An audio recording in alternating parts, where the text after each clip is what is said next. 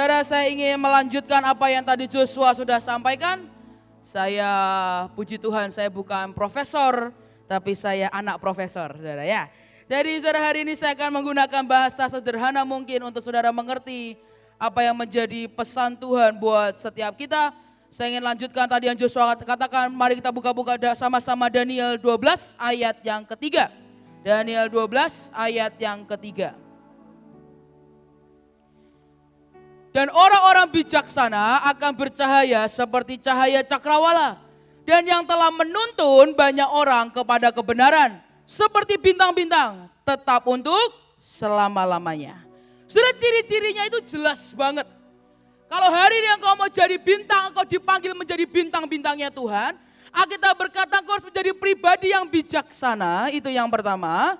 Tapi yang kedua, engkau harus membawa orang kepada kebenaran.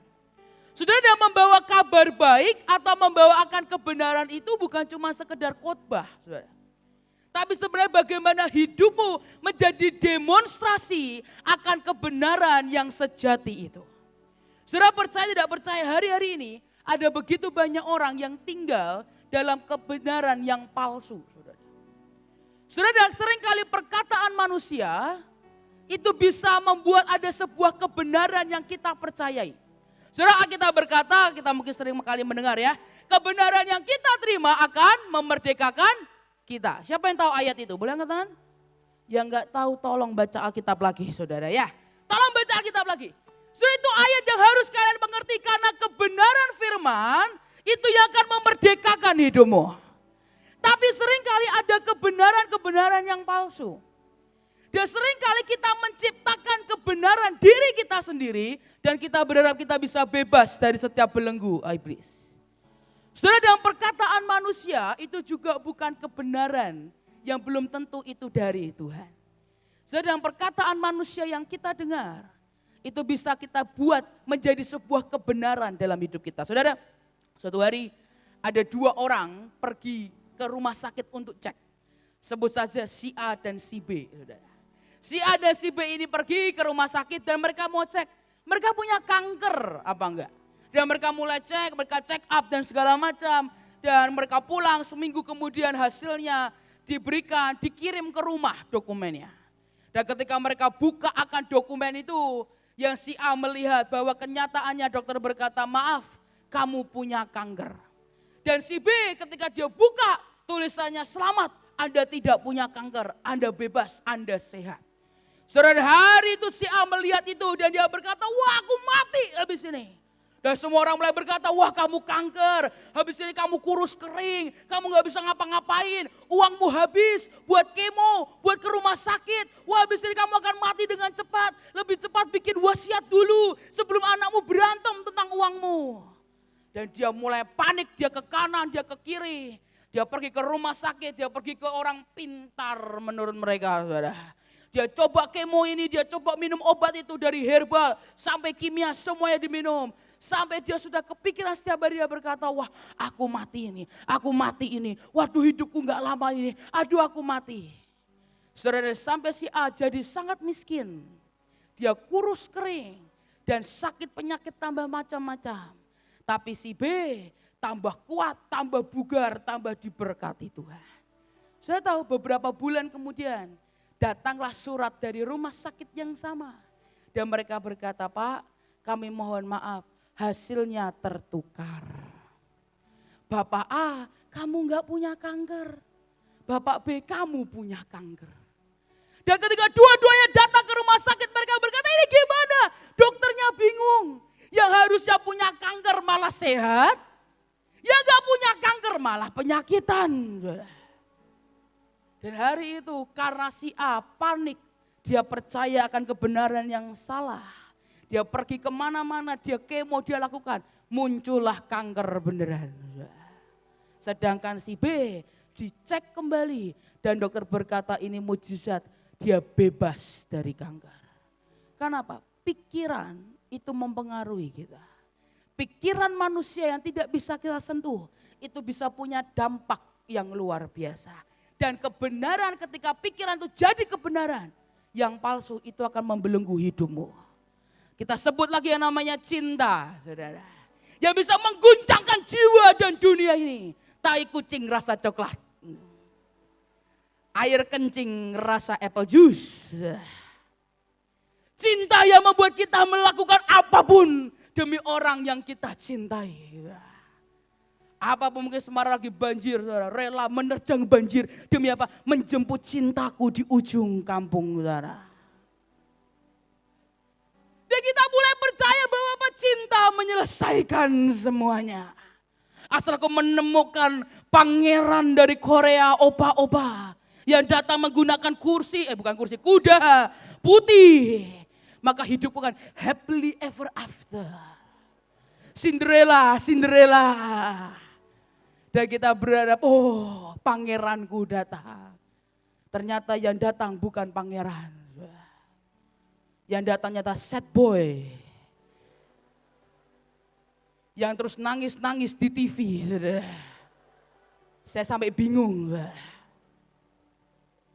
Dan kita percayakan kebenaran-kebenaran seperti itu. Dan apakah itu memerdekakan engkau? Enggak. Bayangin ya saudara, di Indonesia aja loh saudara. Berapa banyak sekarang anak SMP bunuh diri. Hanya karena apa? Cintaku bertepuk sebelah tangan. Saya pikir dia tenan nih. Dia bahkan ada orang pernah DM saya, dia bilang, Kak, aku mau bunuh diri. Kenapa? Cowok yang kudambakan bertahun-tahun tidak membalas cintaku. Kak. Dia bilang, aku sudah gak punya tujuan hidup. Saya bilang, kok ngawur begini? Ya, ini cinta apa? Monyet ini, saya bilang. Dan berapa banyak orang percaya dengan kebenaran itu, ya kan? Dan mereka berkata, enggak, aku enggak butuh yang lain. Aku cuma modalkan cinta saja. Makan tuh cinta, saudara. Saudara perlu mengerti sekarang dari tadi yang saya sampaikan, berapa banyak kau pasti tahu di sekitarmu yang belum mendekati akan kebenaran yang sejati itu. Bahwa mungkin manusia tidak bisa memenuhi apa yang terisi dalam kekosongan di jiwamu. Karena apa? Hanya Yesus jawabannya. Dan kau berkata, mungkin cintaku tidak terbalas. Bagaimana Tuhan? Dia ada di sampingmu setiap waktu dan dia berkata, nak, ayo saat teduh. Bentar Tuhan, TikTokku lagi seru banget nih. Bentar Tuhan, bentar. Idolaku lagi nari-nari keren nih. Bayangin Tuhan itu bertepuk sebelah, Tuhan itu udah cintanya tepuk tangan sendiri. Selagi kalian sibuk mencari cinta yang lain, Tuhan berkata, nah ini loh aku udah memberikan cinta, menyediakan cinta buat engkau. Yang penuh, yang sejati, yang tidak akan pernah meninggalkan engkau. Dan hari ini kita berkata, kalau engkau mau menjadi bintang-bintang Tuhan, bawa teman-temanmu kepada kebenaran yang sejati. Bukan kebenaran yang palsu, tapi kebenaran yang sejati. Berapa banyak dari kita disuruh pelayanan, kita berkata, enggak layak aku. Aku mah cuma debu. Gak layak, kenapa? Aku berdosa, aku najis. Dan aku berkata, enggak, aku gak bisa, aku gak mau khotbah. Kenapa? Aku gak layak, aku gak sekeren kau Joshua. Enggak. Aku terlalu jelek, gak mau aku. Dan aku berkata, ayo kita mulai pelayanan. Enggak bisa. Aku ini terlalu najis, lebih baik Tuhan pakai anjing daripada aku. Tapi berapa banyak dari kita yang terjebak dengan kebenaran yang palsu. Padahal Alkitab berkata, dia yang kudus turun ke dunia orang najis. Untuk apa? Yang menguduskan kita yang najis. Dia yang sempurna turun ke dunia orang cacat seperti kita. Supaya kita yang cacat disempurnakan di dalam dia. Engkau mau pelayanan, engkau mau kudus dulu. Enggak akan ada yang pelayanan di sini. Tapi ketika engkau menyerahkan hidupmu ke Tuhan dengan berjalannya waktu, dia akan menguduskan engkau. Dan dia akan melayakkan engkau. Dan kalau hari ini engkau mau bawa perubahan dalam keluargamu, perubahan itu harus dimulai dari dirimu sendiri. Saudara. Perubahan hidupmu akan merubah hidup orang lain. Perubahan hidupmu akan membuat engkau seperti bintang yang bercahaya. Engkau mau bawa orang-orang mendekat kepada kebenaran, pastikan dirimu terlebih dahulu yang mendekat akan kebenaran itu. Dan saudara, cara kita bersinar itu masing-masing. Cara kita menyebarkan kabar baik itu masing-masing. Cara kita menuntun orang-orang kepada kebenaran itu juga masing-masing. Saudara. Saya gak pernah berkata, oh marilah jadi sama dengan semua, enggak. Oh kita mau jadi bintang berarti kita juga bikin retret sekeren ini, enggak. Engkau punya caramu masing-masing. Engkau punya caramu bersinarmu masing-masing. Dan hanya karena kalian cuma bisa menolong satu orang, bukan berarti kalian bukan bintang-bintangnya Tuhan. Bahkan Alkitab berkata satu orang bertobat saja, surga itu bergembira. Saudara, satu orang. Yesus meninggalkan yang 99 untuk menyelamatkan yang satu. Jadi satu orang yang kau tolong aja itu berharga. Satu orang yang kau bawa kembali ke Tuhan itu berharga. Saudara, suatu kemarin ketika banjir melanda di kota Semarang, saudara, dan saya ditelepon, itu sudah cukup siang lah saudara, sudah cukup siang, beberapa tempat sudah mulai surut, semuanya sudah oke. Tapi ada beberapa tempat yang masih jauh di kota kami itu masih kena banjir. Dan satu-satunya ada orang telepon kami dan dia berkata, boleh nggak tolong oma saya, ini nenek saya. Dia berkata ini mama saya, dia umur 86 tahun, dia tinggal sendirian di rumah dan terkena banjir.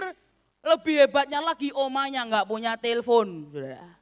Listriknya sudah padam 3 hari. Dan katanya sudah pikun. Sudah tahu pikun? Lupaan. Penyakit tua. Dan hari itu saya datang ke sana, jauh sudah dari rumah saya, hampir sejam. Naik mobil loh saudara. Saya bawa kapal, saya turun.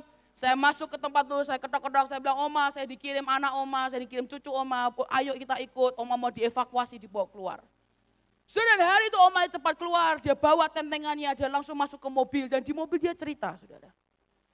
Saudara, ketika perjalanan itu saya bilang gini, Tuhan ini worth it gak sih? Saya cuma nyelamatin satu orang loh.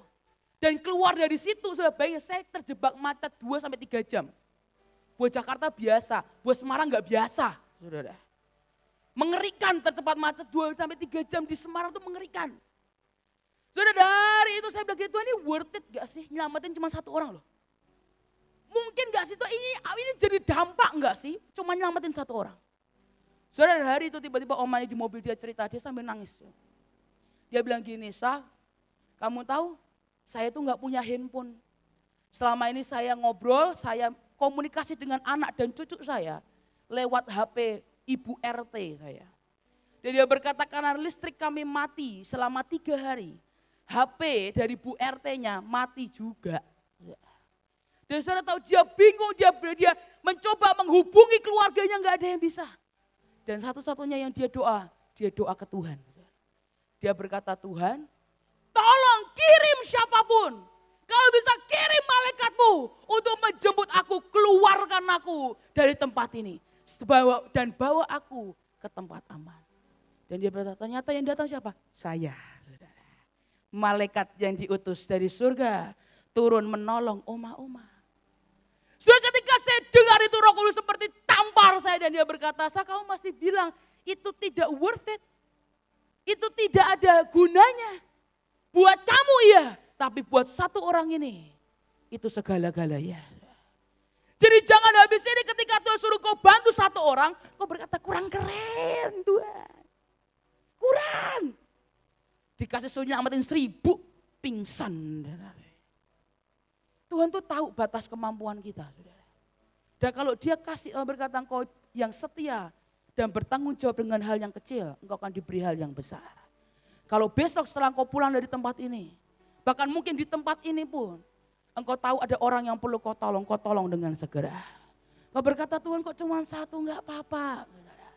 Karena cara kita bersinar itu masing-masing. 1 Korintus 15 ayat yang ke-41. Kita berkata kemuliaan matahari lain daripada kemuliaan bulan. Dan kemuliaan bulan lain daripada kemuliaan bintang-bintang. Dan kemuliaan bintang yang satu berbeda dengan kemuliaan bintang yang lain. Cahaya kita itu berbeda-beda. Kemuliaannya itu beda-beda, timeline-nya masing-masing. Saya sering dengar ada orang ngomong gini, Sah, kenapa ya teman saya kayaknya lebih keren daripada saya. Teman saya pelayanannya lebih maju daripada saya. Kenapa ya kayaknya dia lebih unggul. Kok saya masih debu. Kok belum jadi bintang, masih jadi kerikil. Saudara, Alkitab jelas berkata semua ada waktunya. Termasuk timeline kita bersinar itu masing-masing. Engkau lihat temanmu lebih unggul, lebih bersinar. Be happy for them. Bahagia untuk mereka, dukung mereka untuk naik. Jangan jadi roh kepiting, saudara. Saya tahu roh kepiting itu apa? Lihat saudaranya naik, potong. Lihat ada yang temannya diberkati, potong. Kau mungkin gak motong berkatnya, kau bilang, ih gitu aja bangga. Ih kalau gitu aku juga bisa. Ih itu kayak bukan dari Tuhan, itu dari setan kayaknya. Tuh potong. Engkau lihat temanmu mungkin hari itu akan khotbah. Nanti gimana kalau tiba-tiba gak ada yang mau dengerin kamu? Tiba-tiba gimana kalau ada orang tidur dalam hadirat Tuhan? Nanti gimana kalau ngomong gak berantakan? Kau sedang apa? Ada mungkin kau lihat temanmu baru pertama kali Tuhan berikan kesempatan bersinar untuk menjadi WL. Nanti kalau fales gimana yo? Dan kau akan jadi orang duduk paling depan. Kau akan lihat atas, bawah, atas, bawah, atas, bawah. Itu apa? Roh kepiting. Tapi Alkitab hari ini berkata, nah, support the dream of others and God will give you your own dream. Dukung impian akan teman-temanmu yang lain. Maka Tuhan akan memberikanmu mimpimu sendiri. Saudara, hari ini saya ada sebuah ilustrasi yang saya mau tunjukkan ke saudara. Dan saya berdoa ini menunjukkan apa yang saya maksud hari ini. Bolehkah saya minta dua yang di depan, nona-nona cantik, boleh berdiri? Iya, terima kasih. Boleh jadi contoh sebentar, gak diapa-apain. Sebentar, berdiri aja berdiri. Silakan. Namanya siapa? Lestari. Di Semarang ada nasi ayam Lestari enak. Namanya juga Lestari. Ini apa? Oh, Grace. Oke, Lestari dan Grace. Oke. Kalian berdua aku kasih 2 sendok. Tapi ini sendoknya unik. Karena kita tidak dipanggil untuk menjadi yang biasa, kita dipanggil untuk menjadi yang berbeda, maka sendoknya pun akan berbeda, saudara ya. Pegang ujungnya, iya, kayak mancing ini loh ya. Maaf ini rada lemes. Oke. Contoh ilustrasinya akan begini, tangan kalian harus lurus ke depan, iya oke. Nanti di ujung ini saya kasih sereal. Nih, sini ya. Gimana caranya kalian makan sereal ini? Paling cepat akan menang. Menangnya hadiahnya apa? Foto sama Coach Joshua ya. Oke. Oh mau, just ada yang mau. Nah oke. Tapi peraturannya tidak boleh di tanganmu, gak boleh nekuk, gak boleh diputar gini, gak boleh lurus. Gimana caranya? Harus sampai ke mulut ya. Oke. Dicoba dulu. Megangnya maju dikit, boleh maju dikit aja. Megangnya sini, boleh sini.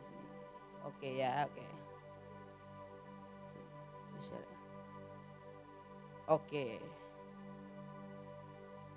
Siapa cepat, dia dapat foto ya. Oke. Ya. Oke, ya. Gimana caranya? Gimana pun juga. Asal pokoknya gak boleh ditekuk, gak boleh belok, gak boleh diputar-putar gini, gak boleh. Ininya lurus begini, kamu coba makan. 1, 2, 3, go. Berusaha dikit atuh, kanan kayak kiri kayak gitu loh, jangan cuma diam. Dia. Oke. Susah ya, nggak mungkin ya. Butuh pelayanan malaikat ya buat itu ya. Oke, lurusin lagi. Terus lagi. Sekarang lebih mudah mana? Dengan goal yang sama kalian masukkan mulut ke sereal, kalau kalian saling berhadapan-hadapan dan saling memberikan suapan terindah buat teman. Wah. Saya pastikan meskipun butuh waktu tapi pasti bisa. Maaf, sendoknya rada-rada itu. Karena kita berbeda, kita lain dari yang lain. Oke, 1, 2, 3. Boleh jalan, asal tangannya lurus ke atas. Iya. Silakan duduk. Terima kasih ya Lestari ya. Terima kasih Grace. Oke. Lebih mudah yang mana? Ya kan? Lebih mudah yang mana? Goalnya sama enggak? Tujuannya sama enggak? Hari ini siapa yang kau bertujuan kemuliaan hanya bagi nama Tuhan? Angkat tanganmu tinggi-tinggi. Jadi lihat saudaramu sebelahmu, goalnya sama. Tujuannya sama seperti yang tadi, sereal masuk ke mulut. That's it, itu aja. Tapi kalau kita terus ini yang Filipi katakan, yang Paulus katakan. engkau sibuk mengurusi ambisimu sendiri, engkau sibuk menyuapi dirimu sendiri, dan seringkali untuk engkau bersinar, engkau mencoba memadamkan cahaya saudaramu, gak akan pernah berhasil. Tapi ketika engkau bisa ingin saling membantu, dan engkau bantu temanmu, Tuhan berkata engkau support impian, engkau support visi dari temanmu, maka Tuhan akan memberikan visi itu dalam hidupmu. Saudara, hari ini saya sungguh berdoa, engkau di sini bukan untuk sekedar berkompetisi, saudara.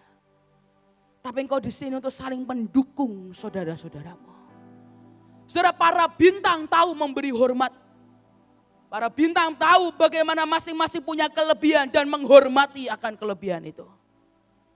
Dan sekali lagi saya mau berkata demi kasih Tuhan, bintang-bintang Tuhan harus saling mendahului dalam memberi hormat dan bukan gila hormat. Saya ulangi sekali lagi, saudara. Para bintang-bintang Tuhan harus saling mendahului memberi hormat, bukan minta hormat, saudara. Memberi hormat dan bukan gila hormat. Karena cahaya kita adalah cerminan dari kerendahan hati kita. Kau berkata, wah aku mau jadi bintangnya Tuhan, maka semuanya akan kau padamkan supaya aku bersinar. Enggak. Kita berkata kemuliaan bintang dengan satu yang lain itu berbeda. Jangan punya roh kepiting yang membuat apa kita memotong saudara kita sendiri. Tapi cahaya kita mencerminkan kerendahan hati kita. Saudara, suatu hari saya ketemu dengan salah satu orang, dia tinggal di Eropa, dia orang Indonesia. Saudara. Dia tinggal di Eropa dan hari itu dia ketemu dengan rombongan dari Bahtera, waktu itu masih ada Engkong Yusa, ada papi saya masih hidup, Pak Daniel juga masih hidup. Saudara, dan mereka pergi ke Belanda waktu itu untuk pelayanan, saudara. Saya nggak ngerti lah kita diajak atau enggak, saya lupa, saudara. Tapi hari itu dia cerita, dia berkata hari itu semua hamba Tuhan keluar dari airport dan dia berkata saya yang menjemput mereka. Tapi dia berkata hari itu aku belum terima Tuhan. Hidupku masih berantakan, aku masih belum percaya Tuhan itu ada atau enggak. Hidupku masih enggak benar, dia berkata. Tapi hari itu ada satu hal yang membuat saya bertobat. Saya tanya, Pak, apakah Bapak dikhotbahi selama perjalanan? Enggak. Apakah Bapak dapat KKR instan tiba-tiba? Enggak. Apakah Bapak menerima jamahan Tuhan seperti Pentakosta, tiba-tiba rebah sendiri? Enggak. Sebenarnya itu bisa terjadi. Dan saya tidak bilang itu tidak mungkin, itu bisa terjadi. Tapi saudara tahu apa yang membuat dia bertobat? Gara-gara dia lihat seorang Engkong Yusak Cipto, hamba Tuhan yang sungguh luar biasa, yang sudah cukup berumur, bawa kopernya sendiri. Dan dia berkata, hanya Pak Yusak Cipto bawa kopernya sendiri, masukin ke mobil sendiri, jadi jamaah Tuhan. Bayangin, cuma nenteng bawa koper, dimasukin ke mobil bagasi. Dan dia berkata, kok bisa ada orang serendah hati itu. Dia berkata, dia hamba Tuhan yang hebat, dia harusnya dilayani oleh begitu banyak orang. Tapi seorang hamba Tuhan yang hebat, dia bawa kopernya sendiri, dia masukkan ke mobilnya sendiri. Dan dia berkata, kerendahan hatinya membuat akhirnya saya berkata, siapapun yang dia sembah, saya mau ikut nyembah. Kerendahan hatimu, bukan yang dibuat-buat loh ya saudara. Oh dilihat Coach Joshua jadi bersihin sapu, bersihin. Enggak. Oh gak dilihatin panitia, jadi misalnya jadi bantuin teman, bukan. Atau mungkin ada gebetanmu di sini biar kelihatan kayak aku cowok banget. Laki banget, bantuin ngangkat koper. Bukan.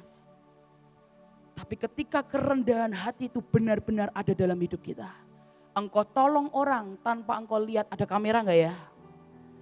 Engkau tolong orang bukan, ada yang moto enggak ya? Biar kelihatan keren dikit gitu, biar bisa post di Instagram. Hineni is the key. Captionnya itu luar biasa, kelakuan tapi kok amburadul. Tapi kerendahan hati yang sejati yang ada dalam hidupmu. Tanpa kau sadari kau sedang membawa cahaya yang begitu terang. Dan ketika orang melihat kerendahan hatimu, engkau bawa dia dalam kebenaran yang sejati.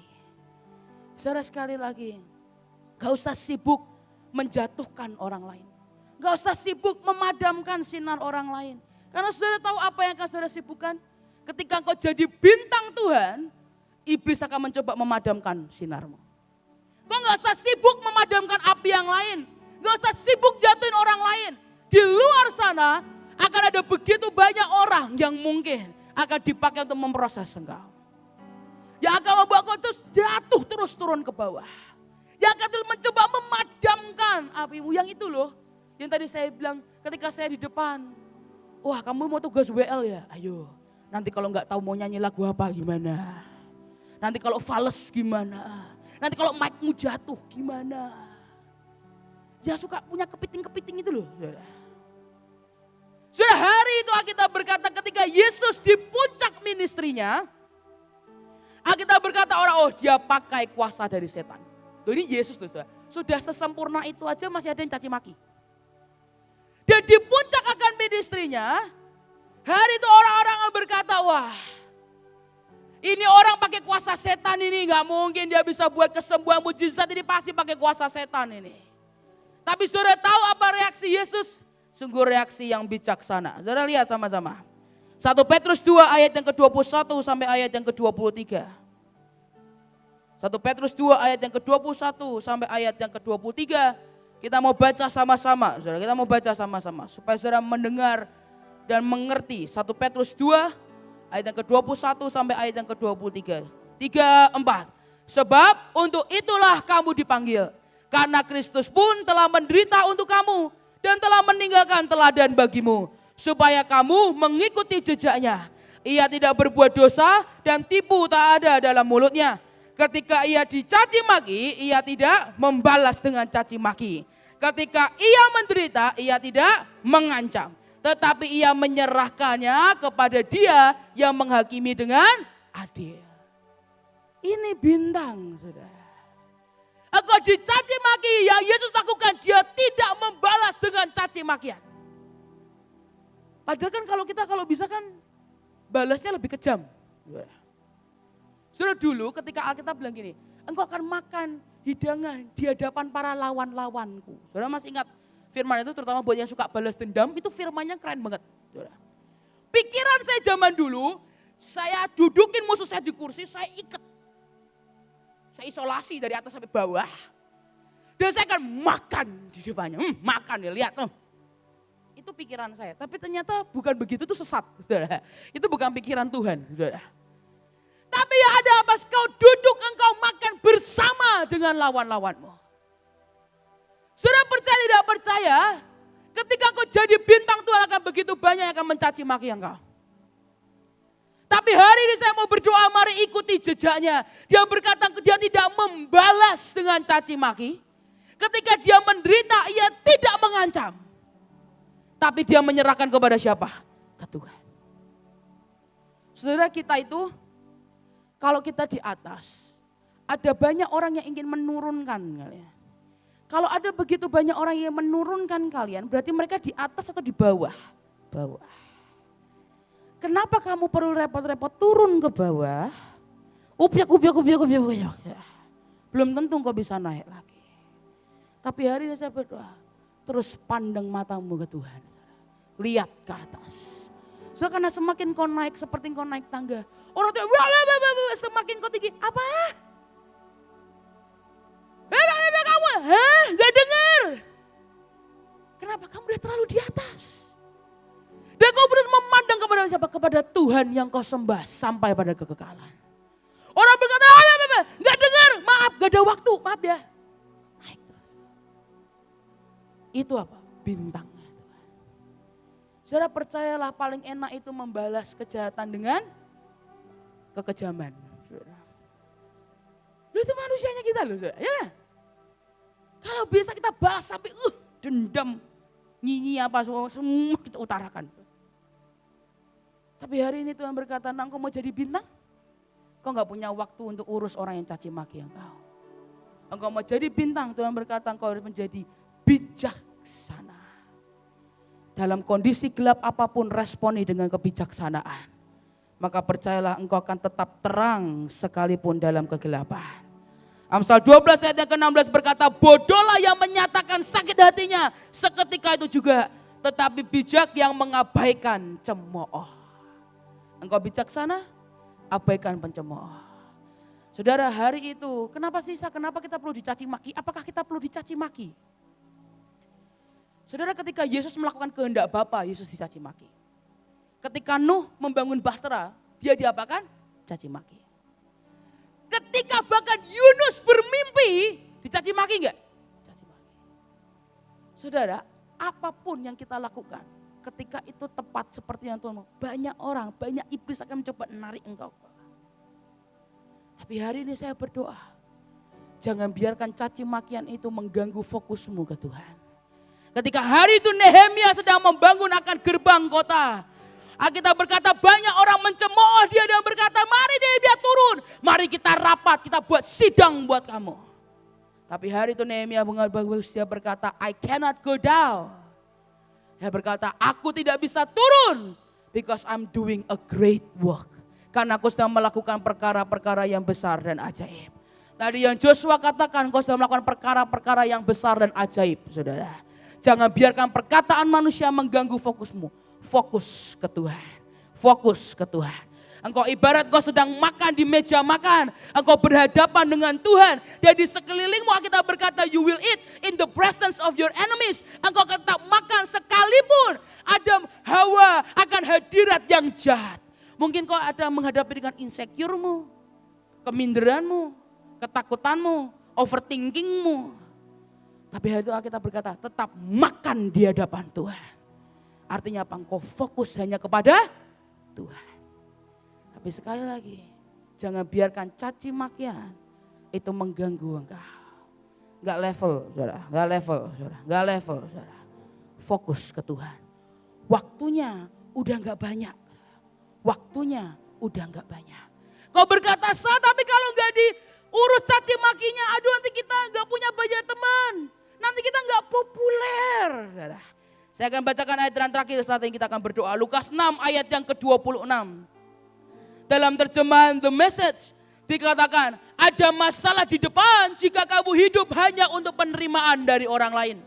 Berkata apa yang menyenangkan mereka, melakukan apa yang memanjakan mereka. Kontes ketenaran bukanlah kontes kebenaran. Lihatlah pengkhotbah-pengkhotbah yang tidak benar disetujui oleh leluhurmu. Karena Alkitab berkata tugasmu adalah menjadi benar dan bukan terkenal. Your task is to be true and not popular. Tugasmu itu menjadi benar dan bukan populer. Lihat kanan kirimu, bilang sudah. Tugasmu itu jadi benar dan bukan populer. Lagi, tugasmu itu jadi benar dan bukan populer. Sekali lagi, tugasmu itu jadi benar dan bukan.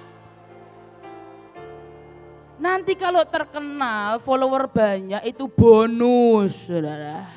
Tapi hari ini engkau di sini bukan buat jadi terkenal. Engkau di sini untuk membawa orang-orang masuk dalam kebenaran yang sejati. Dan hari ini saya berdoa, mari jangan padamkan visi dan cahaya orang-orang di sekelilingmu. Tapi dukung mereka. Dukung mereka. Maka Tuhan akan memberikan apa yang kau impikan.